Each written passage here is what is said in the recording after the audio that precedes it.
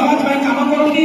ସିଏ ଆମର ହେଉଛନ୍ତି ଆସିଷ୍ଟାଣ୍ଟ ସେକ୍ରେଟାରୀ ରାଜ୍ୟ ନେତୃତ୍ୱଙ୍କୁ ନିବେଦନ କରି ଫୁଲତୋଡ଼ା ପୁଷ୍ପାଳ ଦେଇ ତମ ପାଖରେ।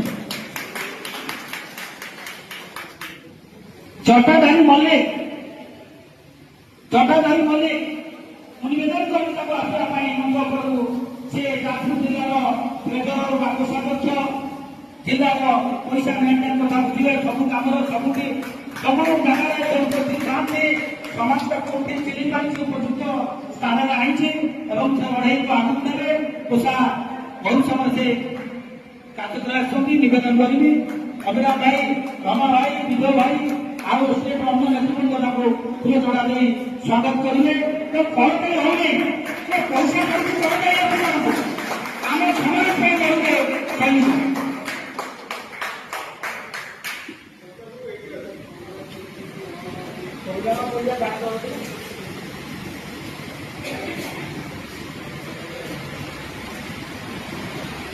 ଆଉ ଅଛନ୍ତି नीलू दास आपणकर MSYF तार सभापति। प्रत्येक लड़ाई कम प्रत्येक जगह नीलू बाबू कर्म को समाज कम कर ठीक समय ठीक जगह को अणाई सुरत मान नेतृत्व नियंती बड़ तारीख तो